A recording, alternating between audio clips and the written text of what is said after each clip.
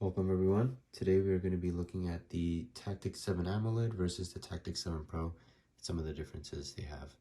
Alright, so first I want to talk about the physical differences.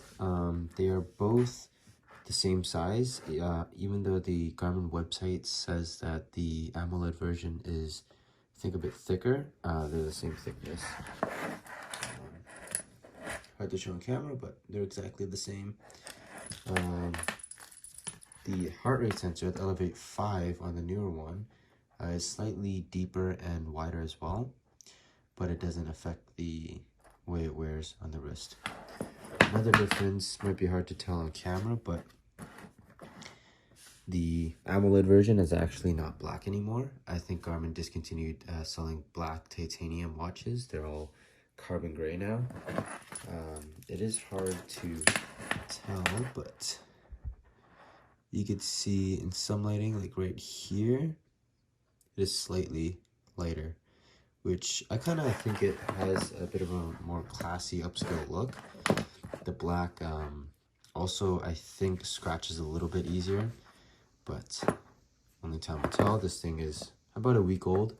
Had this one for a few months and there are scratches on it, but it doesn't look too bad.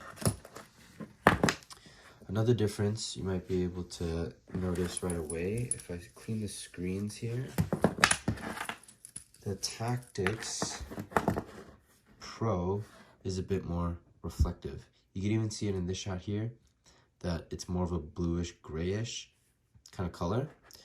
And the blacks are never really true blacks, even with the backlight off, because there's no backlight right now. You could also see the solar ring in more lighting conditions. Mostly with fluorescent lights, I think. It's more reflective. Here's the the Tactix AMOLED. It's still a reflective screen, but much deeper blacks. And I find it's easier to see in some situations, especially indoors. So next we have the display technologies. These are basically the same watch, but with two different displays. One uses the AMOLED display, which has self-emitting pixels. So if the screen is black, those pixels are off.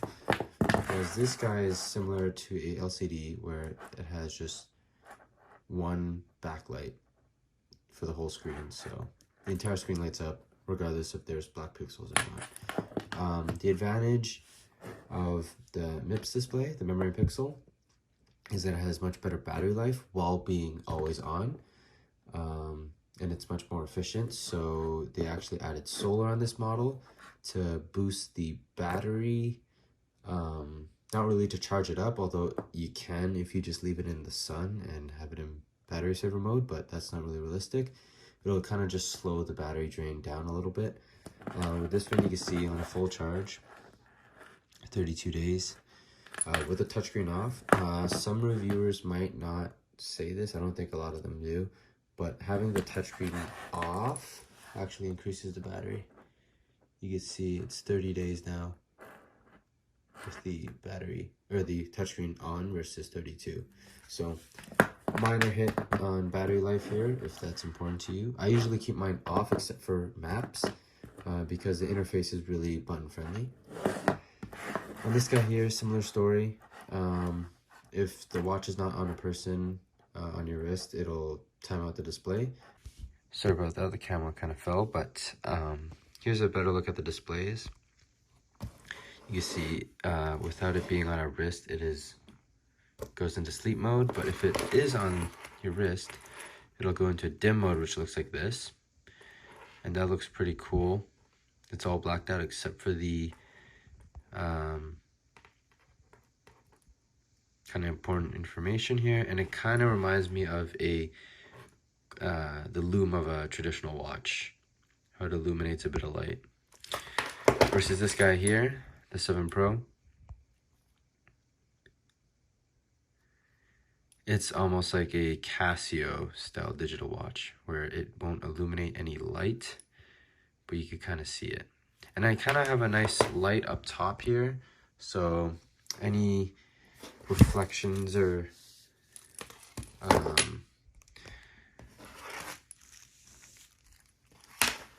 any hard lighting situations, it kind of looks the best here, I think. Like, this usually doesn't look this clear. If we turn off the lights, or maybe just dim them a bit, it's hard to tell, but this is usually more reflective to the human eye. So that's something to watch out for. And then this guy here is visible in pretty much all lighting conditions, even when it's really sunny outside. But it does use more battery. As you can see, the always on display, I have 87% charge on this one. Fully charged, I think it's 12 to 13 days. So in my experience, it's been about just shy of 2 weeks. So still really good for AMOLED, always on display. This guy gets about a month, but the display is not as pretty. And some people prefer the duller screen because it's more stealthy, I guess. It doesn't emit light. However, one difference is when you are at night and you can't see this display, the backlight is much better on the OLED because it has a redshift mode. As you can see, activated with a hotkey, and it is much dimmer. And because it uses the OLED display, it doesn't actually light up the black pixels, which actually makes it dimmer and easier on the eyes. On top of that, the red mode is much easier to look at night. So that's one thing. Both of these do have night vision modes, but that kind of disables the heart rate sensor at the back, so I don't think it's really worth it unless you're actually using night vision goggles, which I am not. So that mode is useless to me. Alright, so another difference is the maps. Because this OLED version has a higher resolution screen, I think it's 450 by 450, whereas this one's 280 by 280. You get much more resolution, and that translates to everything from the interface to the watch face. There's much more detail. And let me just brighten it up with the light. There's much more detail in the actual watch face compared to the more simple, basic watch faces from the MIPS display. It also translates to really HD maps. So comparing the two maps here, obviously we can see that the OLED version has much better maps. Even though it's the same software, you can see a lot more detail and kind of understand the map a little bit better. Well, a lot better actually. Higher resolution, more detail, more colors. I think this one has like 60,000 colors. This one has 64. So you can see a lot better. And the shaded relief, which is a new feature for this year for Garmin, really helps a lot. You don't have to read contour lines. It kind of shades it for you. So that's really nice. And for this guy here, it still has the shaded relief, but it is much harder to understand them because it uses a duller screen. And you can see the backlight is kind of washed out. Although it's not bad, you can still see a lot of detail and understand roads and stuff. But this just gives you a more traditional, almost soft smartphone-like experience with the map. So that's really nice. It does take a little bit for it to load, but it is processing a lot of power for this little device here. So those are some of the differences for the map.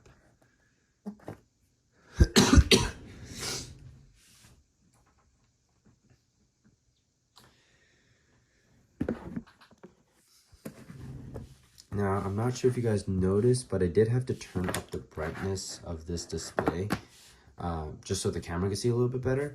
Normally, I have it on 5% mode. I guess I just have really good eyes, but I could see the display just fine on 5% mode without an issue. Similar situation with the OLED. I always keep it on the dimmest mode because I don't find the need to make it that bright, and I can see perfectly fine. And that goes for both watches. I have them on the dimmest modes. And for the OLED, you do have an extra step of dimming while in sleep mode, and on top of that, the red mode, which I have set a hotkey there, helps a lot, making it easier for the eyes. So one of the most underrated features on these new Garmin watches are the actual flashlight. Now, both of these do have flashlights. This was the same flashlight that came on the Tactix, or not the Tactix, the Fenix 7X, except the green LED is in place of the red. And then this one is the new Pro Series, Epix Pro and Fenix Pro. All of them have flashlights now, with the X being the brightest. And there are some differences between the two. So we're going to take a look at them here. So both of them have the green tactical mode, I guess. And this one, the older version, has a more flood style beam, which kind of is more useful if your arm is kind of off to the side. It kind of illuminates the surrounds a bit better. This guy is a bit more focused, better for a longer distance if you're looking for something and you need that light to punch out. So there's that difference. So we're going to turn up the light here. And first we're going to go with the Tactix 7 Pro. So as you can see there, it's a almost 180 degree beam pattern here. And it's really good for when you're camping or just need to go to a washroom in the middle of the night. Low light, easy on the eyes. However, I do find red easier than green, but supposedly green is supposed to help you see a little bit better, more definition, and you can read maps for night vision, or on night vision. So now we're going to switch it to the OLED version. As you can see, much brighter light, and the beam pattern is slightly more forward. If you can see that angle here, there's a bit of a V shape to it versus, actually there's a bit of a V shape to both of them, but as you can see, much brighter light on the newer watch. But I find that kind of annoying at night because it is a little bit too bright. However, there is a workaround for it, which I find kind of annoying to get to, but you have to activate the night vision mode, which dims the display a lot. And now once you do the flashlight, you could switch brightness levels. So now you have a really dim green mode. You can hardly see it here versus the green on that. So you have a bigger range of lumen levels or brightness levels on the newer watch, but you have to activate the night vision to go into that mode. One thing to note is activating night vision mode also gives you over 50 days on a charge when it's fully charged, just because always on display is turned off and you have super low brightness levels. So that is kind of a low power mode in a way.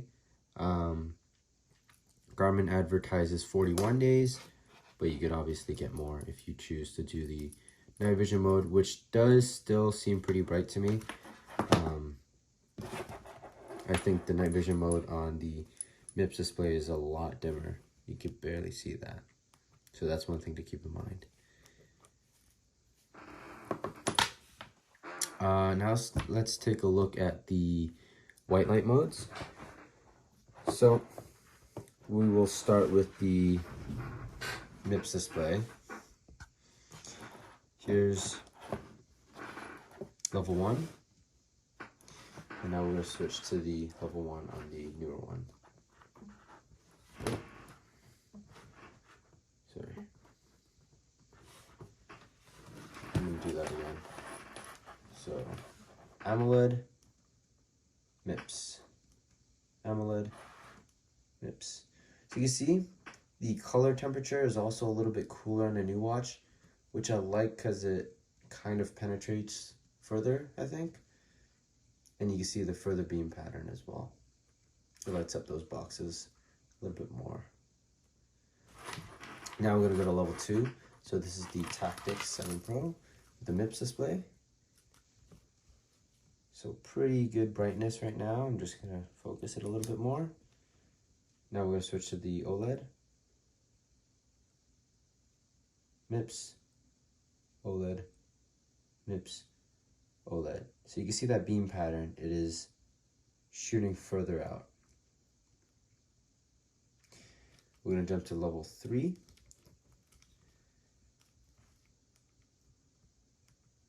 Hopefully you can see the color temperature as well.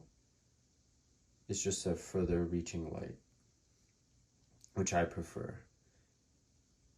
And now we're going to go to the brightest setting.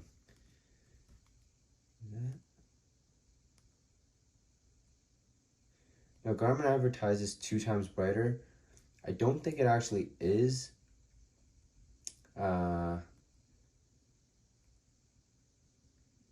You guys can let me know. But I do like the beam pattern of the newer one. It does shoot a bit further, and the color temperature is cooler.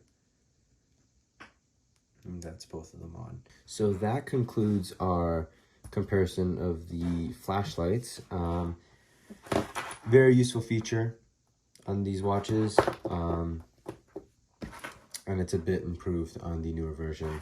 Not a whole lot, but still a nice welcome. They could have easily skipped down and gave it the same flashlight, but I'm glad they're still putting some more newer features in the newer watches. And in this shot here, you could actually see the color differences, I think. Right there. Slightly darker on the Tactix 7 Pro. So, there's that.